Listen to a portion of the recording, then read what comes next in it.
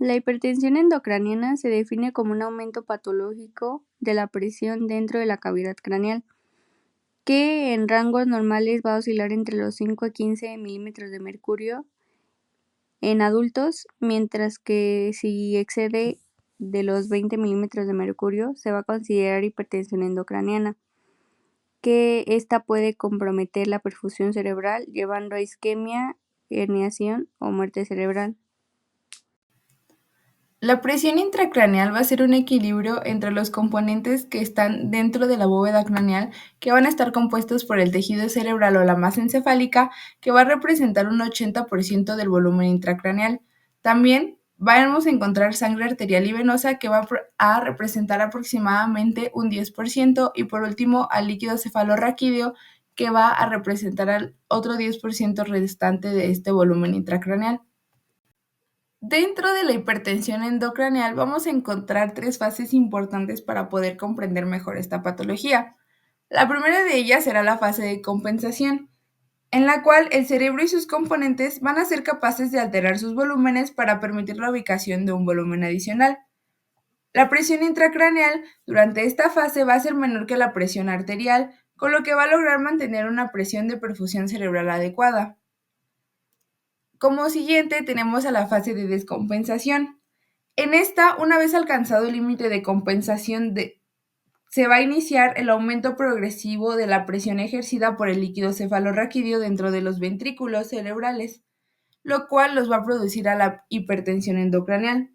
En esta fase, cualquier incremento adicional en el volumen de la lesión va a estar acompañado de un aumento correspondiente en la presión intracraneal, y pequeños cambios en el volumen van a poder causar cambios significativos en la presión intracraneal. La elevación de la presión intracraneal va a reducir a la presión de perfusión arterial, disminuyendo la presión del flujo sanguíneo al cerebro. La respuesta fisiológica autorreguladora a la reducción de la presión de perfusión cerebral va a ser aumentar la presión arterial media sistemáticamente y dilatar los vasos sanguíneos cerebrales.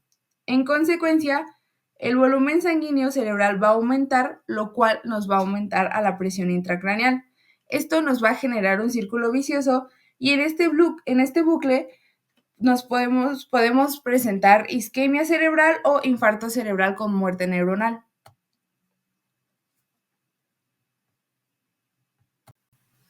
Por último, nos vamos a encontrar con la fase de herniación. Esta se va a producir cuando el aumento de presión en alguno de los compartimentos craneales delimitados por estructuras rígidas, como la hoz del cerebro, la tienda del cerebelo o el foramen magno, van a producir un desplazamiento del parénquima cerebral a través de estas estructuras, ocasionando una hernia del tejido cerebral. Como consecuencia de esta herniación, se va a producir la lesión cerebral, ya sea por comprensión y tracción de las estructuras implicadas, así como por isquemia debido al compromiso de los elementos vasculares. Vamos a encontrar cuatro tipos de hernias. La primera de ellas sería la hernia subfalcina, que va a ser del cíngulo a través de la hoz. Luego tenemos a la hernia transtentorial central, que va a ser un descenso del diencéfalo, el mesencéfalo o la protuberancia. Luego tenemos a la hernia uncal, que va a ser el descenso del uncus hacia el interior de la cisterna supracelular a través del tentorio con compresión del tronco cerebral. Y después tenemos a la hernia amigdalina, que va a ser un descenso de las amígdalas cerebelosas a través del agujero magno. La etiología va a variar mucho. Entre sus principales causas van a estar las lesiones ocupantes de espacio, que estas van a abarcar tumores cerebrales que van a ser tanto primarios como metastásicos. Estos pueden aumentar el volumen intracraneal y obstruir el flujo de líquido cefalorraquídeo.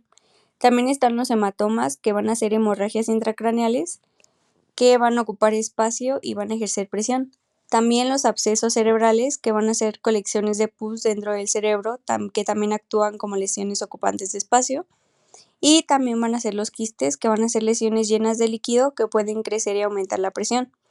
También vamos a tener otra causa, que va a ser las alteraciones del líquido cefalorraquídeo, que va a ser la hidrocefalia, que va a ser la acumulación anormal de líquido cefalorraquídeo en los ventrículos cerebrales debido a una producción excesiva, una obstrucción en su flujo o una disminución en su absorción. También vamos a tener la meningitis o la encefalitis, que va a ser el aumento de proteínas o bloqueo de vías del líquido cefalorraquídeo. Otra de sus causas también es el edema cerebral, que se va a dividir en dos, en vasogénico y citotóxico. El edema vasogénico va a ser el aumento de la permeabilidad de la barrera hematoencefálica, permitiendo el paso de proteínas y agua al espacio extracelular. En este se van a observar tumores, abscesos e infartos. Mientras que en el edema citotóxico va a ser una hinchazón de las células cerebrales debido a una alteración en el metabolismo celular, como en la isquemia o en la cefalopatía tóxica. También vamos a tener el aumento de volumen sanguíneo cerebral, que puede ser por hiperemia cerebral, que va a ser el aumento del flujo sanguíneo cerebral debido a vasodilatación, que puede ser causada por hipoxia, hipercapnia o pérdida de la autorregulación cerebral. También puede ser por trombosis de senos venosos cerebrales, que va a ser la obstrucción del drenaje venoso cerebral, que va a aumentar la presión intracraneal. Entre otras causas va a estar la hipertensión intracraneal idiopática, que va a ser el aumento de la presión intracraneal sin una causa estructural o infecciosa identificable, y también la encefalopatía hipertensiva, que van a ser crisis de hipertensión arterial sistémica. Dentro de los factores de riesgo de la hipertensión intracraneal vamos a encontrar infecciones del sistema nervioso central, como podría ser la meningitis, lo cual la inflamación por esta infección va a causar un edema cerebral y va a poder alterar la circulación o la reabsorción del líquido cefalorraquídeo. También encontramos a la trombosis venosa cerebral, que son coágulos en los senos venosos del encéfalo que van a obstruir el drenaje venoso, causando congestión, edema cerebral y aumento de la presión. También encontramos a la obesidad y la hipertensión arterial, la cual está estrechamente relacionada con la hipertensión endocranial idiopática, ya que aquí se va a presentar un aumento de la presión intraabdominal que va a afectar el drenaje venoso cerebral. Dentro de los fármacos, hay algunos fármacos que aumentan la producción o altera la reabsorción del líquido cefalorraquídeo, como podría ser las tetraciclinas, como la dixociclina. También encontramos a la isotretoína, que va a ser utilizada para el acné y también el uso de corticoides. La hipervitaminosis A va a estimular la producción de líquido cefalorraquídeo y también va a aumentar la permeabilidad de los capilares cerebrales, lo que va a contribuir a generar un edema cerebral leve. Bueno, mi nombre es Emiliano Oliverio y yo les hablaré sobre las manifestaciones clínicas en esta patología. Como síntomas principales tenemos a la cefalea. Esta cefalea no es un dolor de cabeza común, típicamente es una cefalea intensa y progresiva. Un dato característico es que empeora al acostarse o realizar maniobras de Valsalva. ¿Qué son las maniobras de Valsalva? Son acciones que aumentan la presión en el abdomen y por ende en el cráneo, como toser, estornudar o hacer esfuerzo al evacuar. Otro síntoma importante son las náuseas o vómitos en proyectil. La característica en proyectil se refiere a que el vómito puede ocurrir de forma súbita y con fuerza, sin estar precedido necesariamente por náuseas intensas. Esto se debe a la estimulación del centro del vómito en el cerebro debido al aumento de la presión. Finalmente, las alteraciones visuales son también un signo clave. Los pacientes pueden experimentar visión borrosa o diplopia, que es la visión doble. Esto puede ocurrir por la afectación de los nervios craneales, especialmente el nervio óptico o los nervios que controlan los movimientos oculares debido al aumento de la presión intracraneal. Bueno, ahora les hablaré sobre los signos neurológicos que presentan estos pacientes con esta hipertensión. Uno de los signos importantes es el deterioro del estado de conciencia. Esto puede manifestarse desde una leve confusión hasta el coma, dependiendo de la severidad y la duración del aumento de la presión. Otro signo neurológico fundamental es el papiledema, que es el edema o hinchazón del disco óptico. Este signo se puede observar mediante un examen de fondo de ojo y es un indicador directo del aumento de la presión intracraneal. También es importante reconocer la tríada de Cushing. Este consiste en tres signos vitales que a menudo se presentan juntos en la hipertensión endocraneal. avanzada, por cierto, bradicardia, hipertensión y un patrón respiratorio irregular. La presencia de esa triada es un signo muy importante para detectar esta hipertensión. En casos graves puede aparecer posturas anormales como respuestas al daño neurológico causado por la presión elevada. También podemos observar paresia del sexto par, que se manifiesta como una limitación en la abducción del ojo. Esto ocurre porque el nervio abducens tiene un trayecto largo y es vulnerable a la compresión por el aumento de la presión intracraneal. Finalmente, la presencia de pupilas desiguales, especialmente una pupila dilatada, midriasis, que no responde a la luz, puede indicar la compresión del nervio oculomotor, que es el tercer par, a menudo debido a una herniación cerebral causada por el aumento de la presión. Ahora les voy a hablar sobre cómo es que se diagnostica esta hipertensión. Para confirmar la elevación de la presión intracraneal se realizan diversas pruebas diagnósticas. Una de las herramientas principales es la tomografía computarizada de cráneo. La TC es útil porque nos permite detectar efectos agudos de la hipertensión endocraniana, observar la presencia de dilatación ventricular y borramiento de las cisternas basales, signos indirectos del aumento de la presión, también evaluar la permeabilidad de las venas y senos venosos. En algunos casos se puede realizar una TC venográfica para evaluar específicamente la permeabilidad de las venas y senos venosos. Un ejemplo de ATC tenemos esta tomografía, donde se observa una severa hidrocefalia biventricular secundaria a un voluminoso proceso del tercer ventrículo que pudiera corresponder a un quiste coloide. Es la imagen de la izquierda. Después de que ya se realiza un proceso quirúrgico, que es una derivación de un ventrículo peritoneal por abordaje parietal, existe una reducción de ambos ventrículos laterales. Son imágenes de una paciente con hipertensión endocranial a causa de un tumor. Bueno, otra prueba diagnóstica es la punción lumbar para confirmar este diagnóstico. ¿Con qué propósito? Con medir directamente la presión. Si resulta una presión mayor a 20 milímetros de mercurio en adultos, sugiere que existe hipertensión. También podemos evaluar la composición del líquido cefalorraquídeo. Niveles elevados de proteínas nos pueden indicar infecciones o procesos inflamatorios. Siempre antes de hacer la punción lumbar debemos descartar una masa intracraneal mediante imágenes para evitar el riesgo de hernia o de lesiones a causa de esta prueba diagnóstica en los pacientes. Quise poner una tabla un poquito más enfocada en el líquido cefalorraquídeo, donde se los voy a describir. En un parámetro de una presión de apertura, si existe un valor menor o igual a 20 milímetros de mercurio, es que está normal, menor. Pero si existe que hay un valor mayor a 20 mililitros por mercurio, pues es un indicador primario de hipertensión endocraneal. Claramente, como ya lo dije, se debe descartar una masa intracraneal por imágenes antes de realizar la punción. También podemos medir las proteínas en este líquido. Si existe entre 15 a 45 miligramos sobre decilitro, que es un valor normal, pero generalmente en la hipertensión endocraneal están normales estos valores. Un aumento de estas proteínas nos puede indicar infecciones o procesos inflamatorios más que una hipertensión endocrinal primaria. También podemos medir la glucosa en este líquido, aproximadamente 2 a 3 de la glucosa sérica. Esto quiere decir que es normal.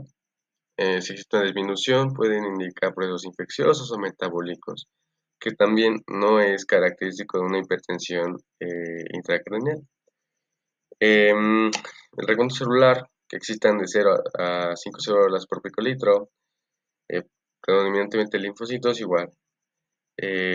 Nos indica procesos inflamatorios o infecciones no propios de hipertensión intracraneal, solamente lo puse todo como referencia.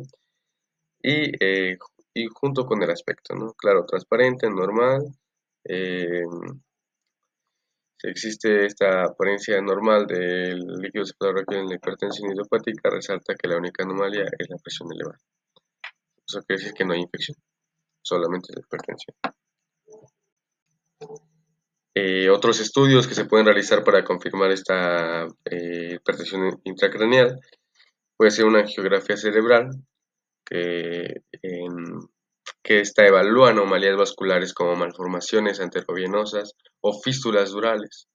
También estudios de flujo de líquido cefalorraquídeo analizando la dinámica y circulación de este líquido cefalorraquídeo en el encéfalo, o también las pruebas endócrinas. Como ya vimos, la teoría de Cushing va muy relacionada al diagnóstico de esta hipertensión. Pues también podemos mandar a hacer perfiles tiroideos o perfiles de hormonas. Por ejemplo, de trastornos hormonales, hipotiroidismo, insuficiencia suprarrenal, Cushing, que también puede contribuir en esta hipertensión. Bueno, para el tratamiento farmacológico de esta hipertensión existe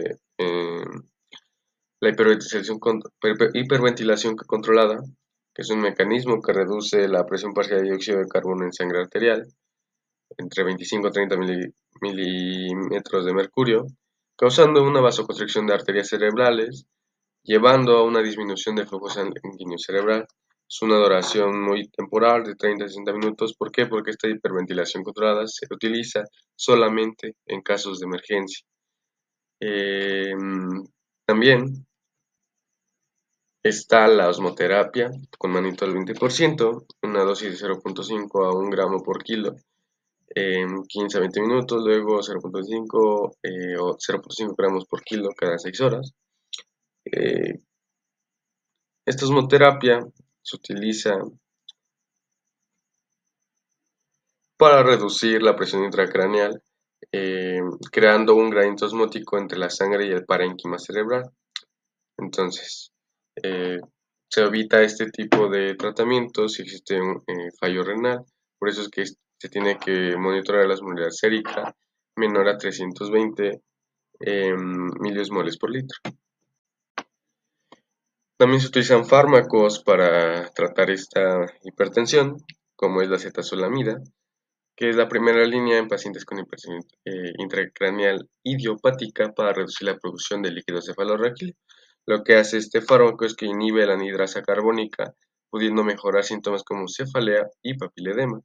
También está el topiramato, que es la alternativa o complemento en la hipertensión intracraneal, con el beneficio añadido de promover la pérdida de peso en pacientes obesos. Como ya vimos, es una de las causas de esta hipertensión. También reduce la producción de líquido cefalorraquídeo y se usa en algunos casos por su efecto neuroprotector. Tenemos también la furosemida, que utilizamos de manera complementaria en pacientes intolerantes a opciones como acetosamida o como topiramato. Se utiliza más en combinación para mejorar la diuresis. Es un diurético que puede ayudar a disminuir el volumen del líquido cefalorraquídeo. También existe una terapia de punción lumbar, que es un alivio asintomático agudo en episodios de presión intracraneal elevada. Esta proporciona una reducción temporal de la presión que se repite en situaciones de exacerbación. Ya para culminar este tratamiento no farmacológico y el tratamiento en general, eh, con medidas generales existe la elevación de la cabeza a 30 grados, esto permitiendo que la fuerza de gravedad ayude al drenaje venoso y del líquido cefalorraquídeo. La normotemia, que evita hipertermia, que aumenta el flujo sanguíneo cerebral. La, la, la normocapnia, que donde esta presión parcial de dióxido de carbono en la sangre se mantenga en un 35 a 40 milímetros de mercurio. Y balance hídrico estricto, evitar hipo y hipervolemia, ¿no? También se tiene que monitorear al paciente con esta presión intracraneal con un sensor intraventricular o parenquimatoso, también un Doppler transcraneal, etc. También se puede intervenir quirúrgicamente, como ya lo mencioné en un ejemplo anterior, mediante un drenaje ventricular externo para hidrocefalia, una craniectomía descomprensiva en herniación inminente o una resección de hematomas o tumores.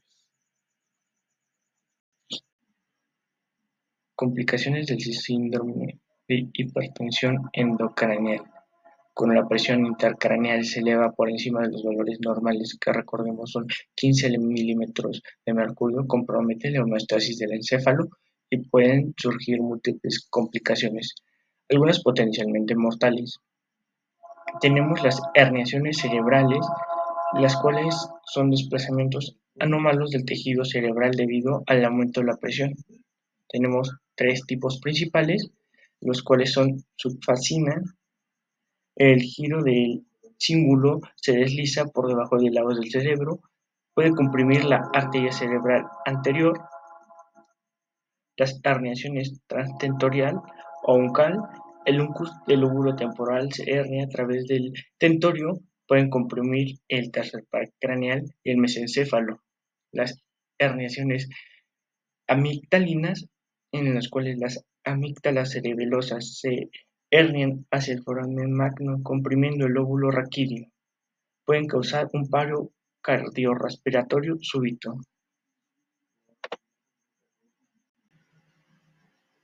Isquemia y daño neuronal. Cuando la elevación de la presión intracraneal reduce la perfusión cerebral, puede producir o conducir a hipoxia, acidosis láctica y muerte neuronal. Otra complicación muy común es el edema cerebral progresivo. El edema vasogénico o citotóxico puede empeorar la hipertensión endocraneal, generando un círculo vicioso. Se puede ver en traumatismo craneoencefálico, accidente cerebrovascular o encefalopatías hepáticas. Igual podemos tener alteraciones a nivel de nervios craneales. La compresión del nervio óptico puede producir papiledema. Si persiste, puede haber atrofia óptica y ceguera irreversible. Asimismo, puede verse comprometido en las funciones vitales. Por afectación del tronco encefálico se pueden presentar bradicardia, hipertensión y respiración irregular, triada de Cushing, paro respiratorio y muerte encefálica. Prevención del síndrome de hipertensión endocraneal. La prevención no siempre es directa, ya que la hipertensión endocraneal suele ser secundaria. Sin embargo, hay medidas clave en pacientes en riesgo. El manejo adecuado de patologías predisponentes, por ejemplo, el traumatismo craneoencefálico cerrado o penetrante, en el cual debemos tener un control temprano de sangrados, hematomas y fracturas. En infecciones del sistema nervioso central, debemos tratarlo con antibióticos y manejar el edema, la meningitis, abscesos o encefalitis. Los tumores cerebrales, debemos tener un seguimiento clínico e imaginológico, descompresión quirúrgica si hay signos de hipertensión endocraneal. Igual debemos tener medidas de cuidados intensivos o en urgencias. Evitar la hipercapnia, la hipoxia e hipertermia, ya que aumentan el flujo cerebral y la presión intracraneal. La cabeza debe estar elevada en 30 grados, el cuello en posición neutra para facilitar el drenaje venoso. Además, debe haber una monitorización de la presión intracraneal en pacientes neurocríticos, idealmente con sensores intraventriculares. Debe haber un control de factores sistémicos, como lo pueden ser la presión arterial. Debe mantener una presión arterial media adecuada para garantizar la perfusión cerebral. Evitar hiponatremia, que puede exacerbar el edema cerebral, por ejemplo, en síndrome de secreción inadecuada de hormona antidiurética o uso de soluciones hipotónicas. Para el pronóstico del síndrome, eh, depende mucho de la causa, la velocidad de instauración, la edad del paciente y la respuesta de tratamiento. Para un mal pronóstico, tenemos factores como un Glasgow menor o igual a 8 al ingreso, la radiación cerebral evidente en tomografía axial computarizada, que no haya una respuesta al tratamiento médico o un daño extenso en neuroimagen o edema difuso. Para un pronóstico favorable debemos tener una hipertensión endocraneal leve o moderada por causas reversibles como el pseudotumor cerebri o hidrocefalia tratable. Un diagnóstico precoz y tratamiento eficaz es fundamental para que el pronóstico sea favorable, así como la ausencia de herniaciones. En la parte de secuelas, pueden darse incluso con un tratamiento. Puede haber trastornos cognitivos, como puede ser la pérdida de memoria, la atención, un déficit motor o sensitivo, ceguera por daño irreversible en el nervio óptico o epilepsia.